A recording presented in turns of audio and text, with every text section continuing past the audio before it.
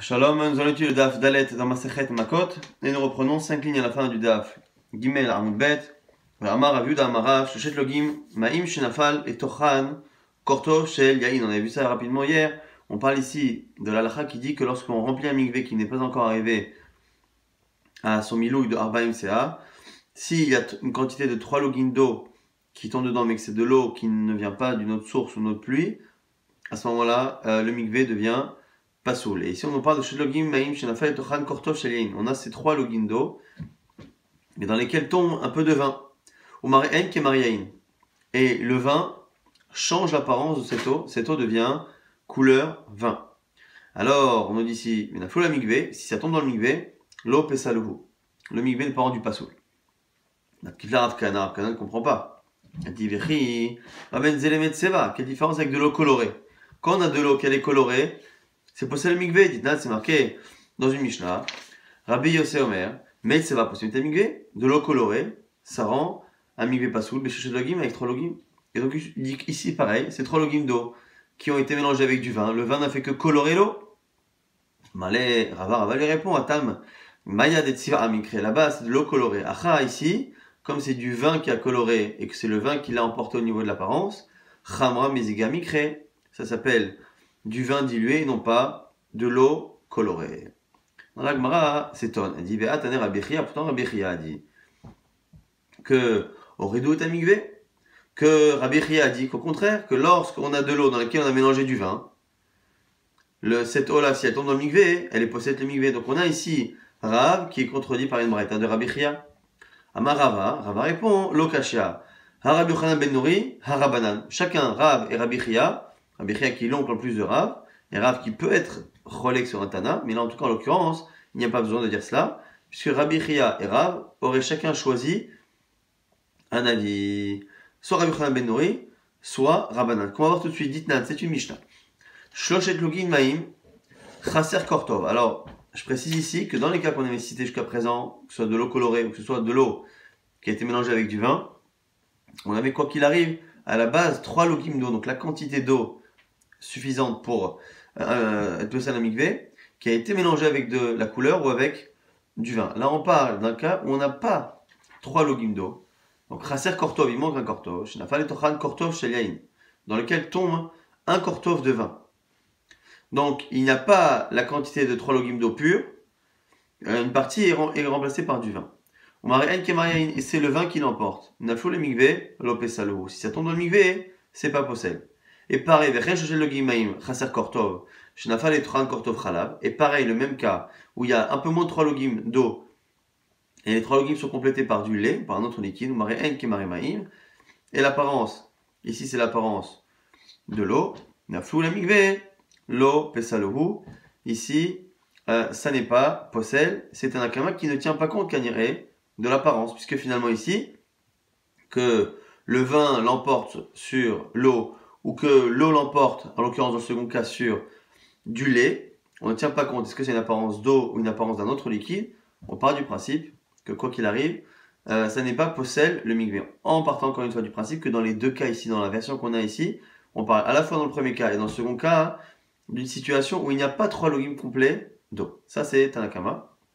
Rabbi Yochanan ben Nouri Omer, Akol Oler Achar Amare. Sur Rabbi Yochanan ben Nouri, tout va selon l'apparence. Et c'est comme ça qu'on va expliquer finalement Rav et Rabbi Chia.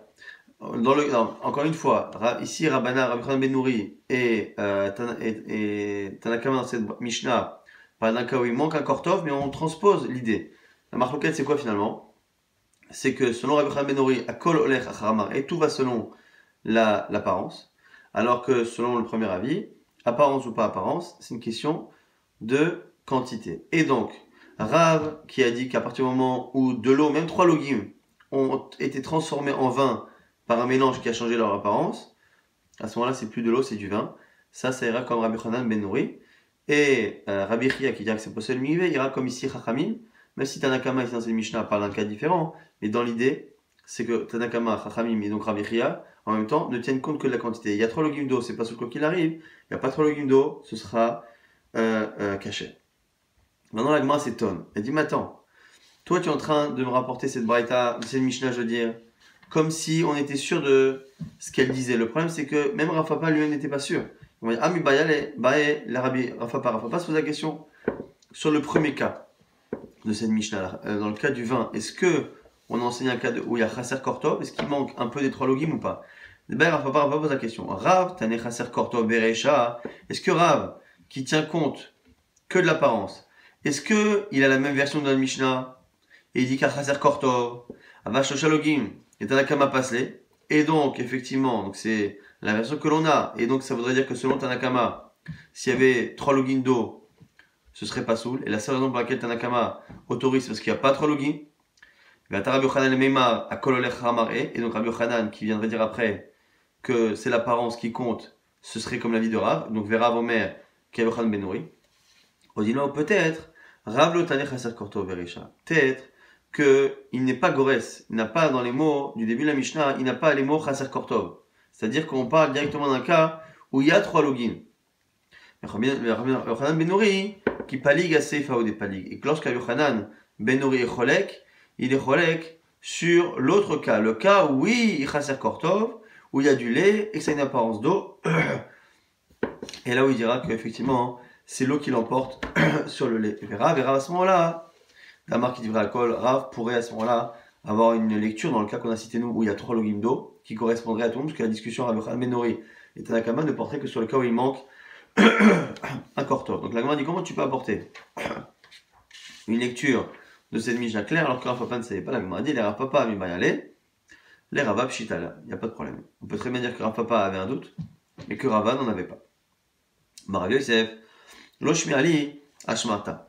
La Gemara dit, tu sais ce que tu as dit, ce que Rav Yuda a dit au nom de Rav, sur justement le migvé dans lequel on a fait rentrer 3 logim complets d'eau avec lequel on a mélangé du vin. J'ai jamais entendu parler de ça.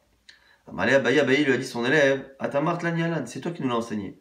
Et je vous rappelle que Rav Yosef fait partie des sages qui ont le malheur de perdre la mémoire à la fin de leur vie. C'est toi qui nous l'as dit.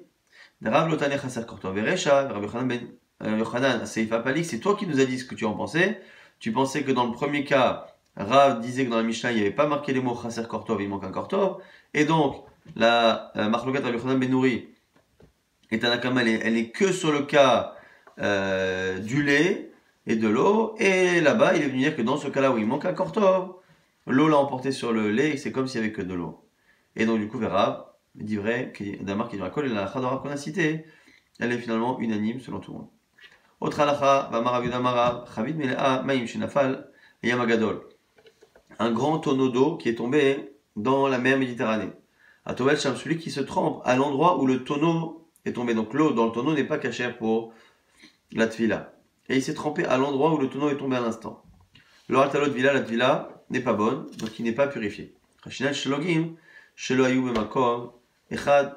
On craint finalement qu'à côté de cet endroit où le tonneau est tombé, on se retrouve à avoir 3 logins, la quantité qui pose un problème, les 3 logins à un seul endroit qui pose problème. On dit Vedar, qu'elle est Yamagadol, tout ça c'est parce que c'est Yamagadol, c'est la mer. Des Kae, Kaima, car elle n'a pas tendance à trop bouger. Abalnara, Beralma, l'eau, évidemment qu'un fleuve où on ne retrouve jamais la même eau à chaque instant, évidemment qu'il n'y a pas de question. Tania on a une braïta qui confirme avec un autre cas, Chavid Mel'a Yinafla Yamagadol, un tonneau de vin qui tombe dans la mer. Ce qui se tremble là-bas n'est pas purifié. Pourquoi? Parce que là aussi, on craint qu'il y ait quelque chose. La Gemara dit Vechen, qui carche trouma. Et un autre cas, qui carche trouma. Un morceau de pain, on va dire, un morceau de trouma, qui doit rester pur. Shinafal Sham, qui tombe à cet endroit-là. Donc il tombe à l'endroit où il y a eu le vin.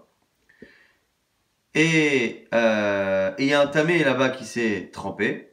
Donc le tamé s'est trempé. Et donc, il n'est pas purifié. Comme il n'est pas purifié, il a impurifié le vin, et que le vin a purifié la trouma.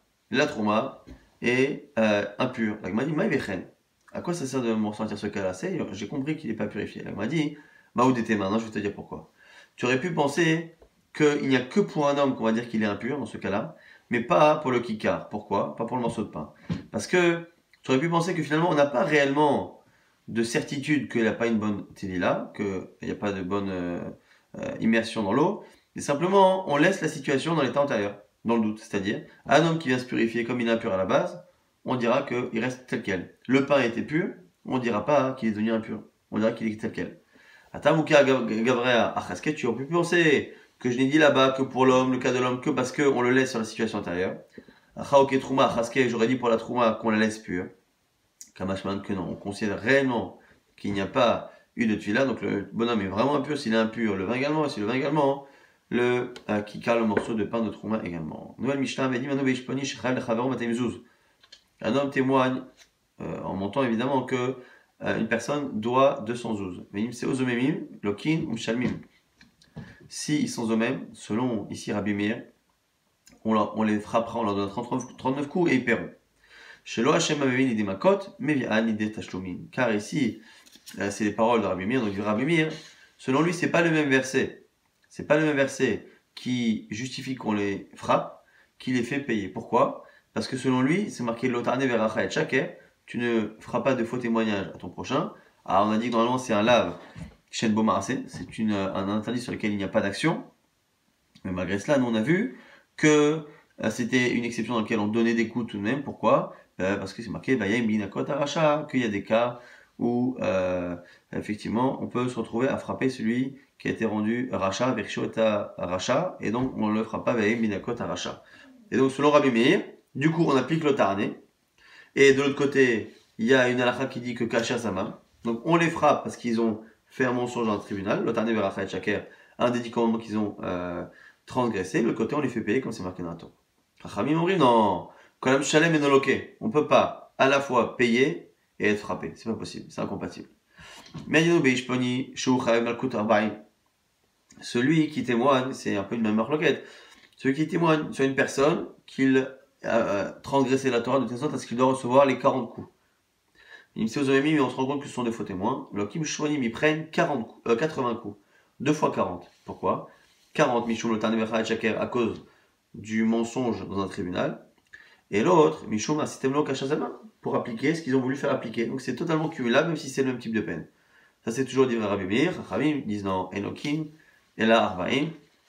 On ne fait pas encore une fois, l'idée, c'est ce que quand on a dit que finalement l'otarne, on applique, parfois dans Kashazama, on peut appliquer les coups, est-ce que c'est en remplacement d'une sanction qu'on ne peut pas appliquer, comme on a vu dans la première Mishnah, pour celui qui accuse un Kohen de ne pas être kasher, ou celui qui accuse quelqu'un de devoir aller en galoute? Est-ce que c'est que dans le cas où on ne peut pas appliquer la sanction qu'on applique les coups, ou est-ce que Birchal on applique à chaque fois les coups? Sur Rabbi on applique à chaque fois les coups.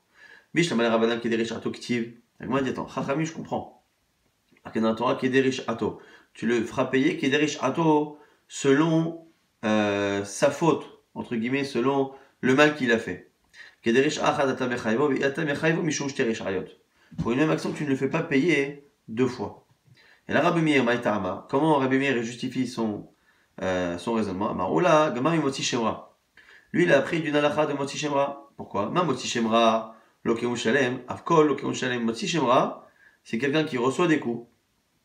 Et qui va payer, aussi chez moi, c'est celui qui épouse une femme et qui, comme il ne veut plus rester avec elle et qui ne veut pas assumer et payer la ktouba comme on l'a demandé, il invente un mensonge sur cette femme de telle sorte à rendre invalide l'union et dire que la femme ne s'est pas engagée, on n'a pas fait en tout cas ce qu'elle s'était engagée à faire.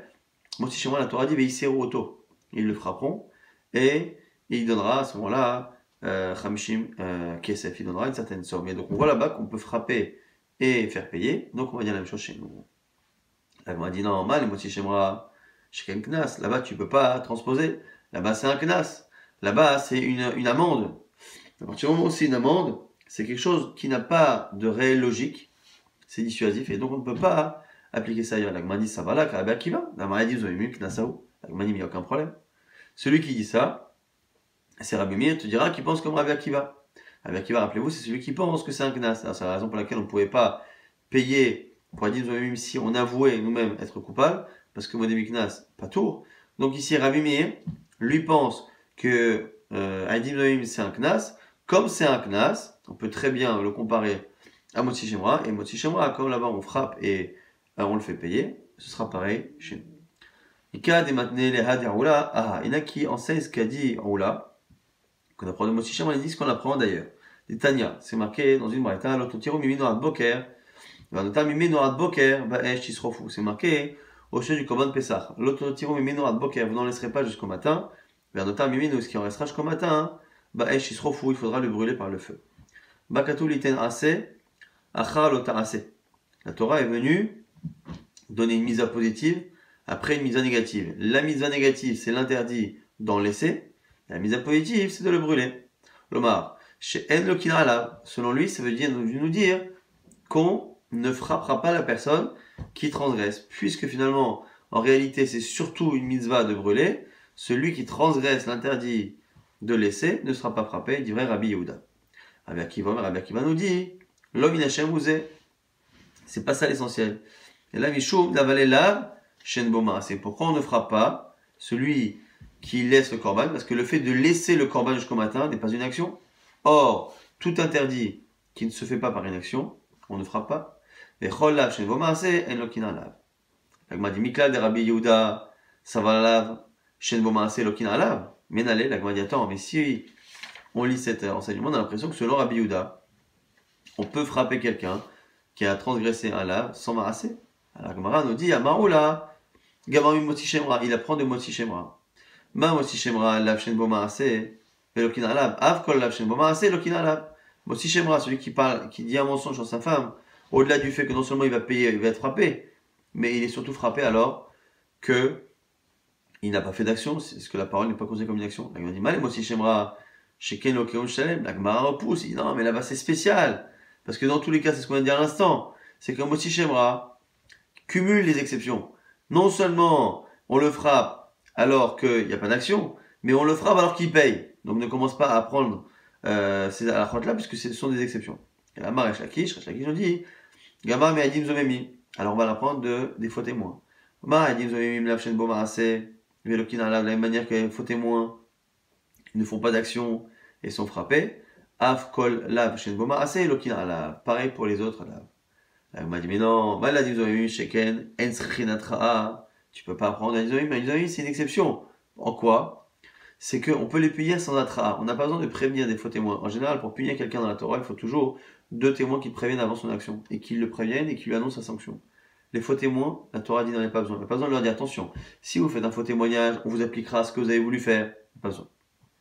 La Gemara dit, mais c'est pas vrai. Pourquoi? Parce que ce n'est pas cette particularité de Hadith Zomim qui fait qu'on donne des coups, c'est pas uniquement parce que il n'y a pas d'atra, il n'y a pas de nécessité de prévenir, que on peut les frapper sans action.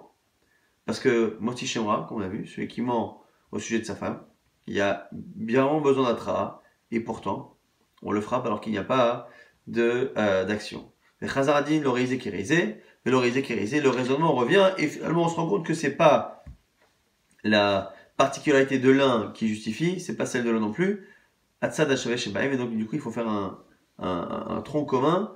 Lav Shen Boma Ase Lokina Lav, Av Kol Lav Shen Boma Ase Lokina Lav, et donc du coup il faut trouver un point, c'est-à-dire qu'en fait on est en train d'essayer d'apprendre.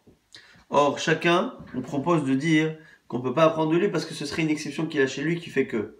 Mais comme l'exception que chacun a à l'autre ne l'a pas, c'est-à-dire Moti Shemra a une exception, c'est quoi l'exception? C'est qu'il est loqué au Meshalem. Alors, à Dizoïm, c'est différent. Ah, mais à Dizoïm, il y a une particularité, c'est quoi? C'est qu'à Dizoïm, il n'y a pas d'atra. Ah, mais ça, il n'y a pas non plus chez l'autre. Donc, la Gemara dit, on n'a qu'à regarder les deux. Les deux n'ont rien en commun, si ce n'est le fait qu'il n'y a pas d'action, et pourtant, on les frappe. La Gemara dit, non, mal, shechen knas. Non, mais il y a un point commun entre les deux. C'est quoi? C'est que ce sont des knas, encore une fois, selon Rabbi Akiva. La Gemara dit, allo kasha, Rabbi Yehuda lo savale que Rabbi Akiva. La Gemara dit non, alors Rabbi Yehuda pense pas comme Rabbi Akiva.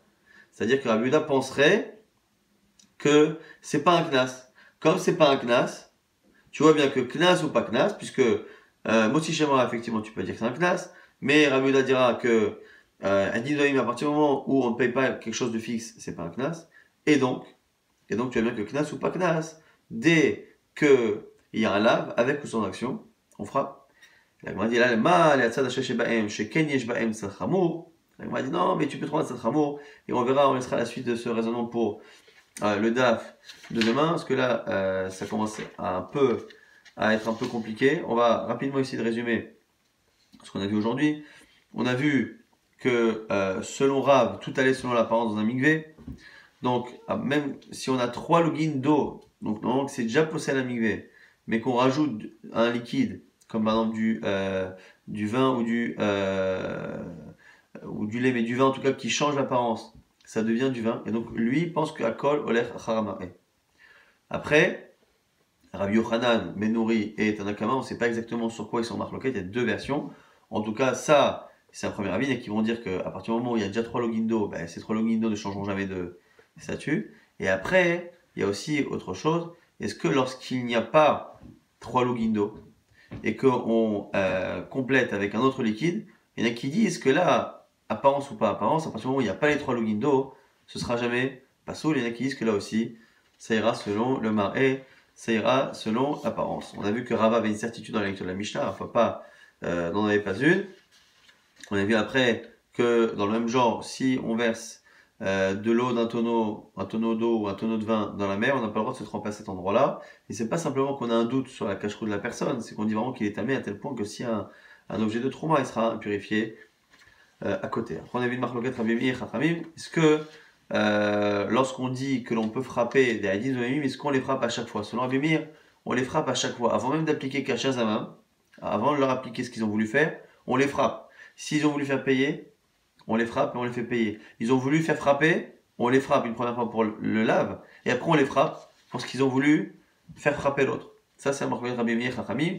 Chachamim pense qu'il y a des richato, tu n'appliques qu'une seule sanction, alors que Rabbi Meir aurait dit que de Moti Shemra, on apprend, parce que Moti Shemra, c'est un cas où celui qui a menti sur sa femme paye et en même temps peut être frappé. Et donc, du coup, c'est lié aussi à la marloquette. Est-ce que là-bas, Moti Shemra, c'est différent de chez nous? Parce que là-bas, c'est un knas, c'est une amende. Est-ce que chez nous, c'est une amende? Si c'est une amende, on peut apprendre de là-bas, sinon, non. Et la sougia dans laquelle nous étions, c'est une sougia, on va dire, ressemblante. À la base, c'est sur autre chose, c'est marloquette, Rabbi Yehuda et Rabbi Akiva. Quelle est la raison pour laquelle celui qui laisse un korban de Pessah jusqu'au lendemain, pour quelle raison il ne reçoit pas des coups? Est-ce que c'est parce que la Torah a donné une mitzvah positive pour essayer d'arranger, ou est-ce que parce que c'est une mitzvah négative dans laquelle il n'y a pas d'action? C'est justement la marloquette. Et donc la question justement de Rabbi Yehuda, c'est selon Rabbi Yehuda, donc on pourrait recevoir des coups théoriquement si on fait un interdit qui n'a pas d'action. Quelle serait la source? Quelle serait la source? La source, ce serait justement Moti Shemra, mais Moti Shemra associé en même temps à Edim Zomemim, avec le fait que finalement, la particularité de chacun ne peut pas justifier le fait que on donne des coups à quelqu'un alors qu'il n'a fait que parler, parce que Moti Shemra il a menti, et Edim Zomemim aussi il a menti. C'est deux cas où le mensonge entraîne Malkout. Faudrait dire que selon Rabbi Yehuda, même si chacun a une particularité, le fait que chacun ait une particularité que l'autre n'a pas, à ce moment-là, on se retrouve à dire que c'est la raison pour laquelle on peut apprendre des deux. Et pour dire que les deux ont une particularité chacun que l'autre n'a pas, il faudrait dire que l'un est un knas, Moti Shemra, mais que l'autre, elle dit ne l'est pas, donc Rabbi Yehuda ne penserait pas comme Rabbi Akiva.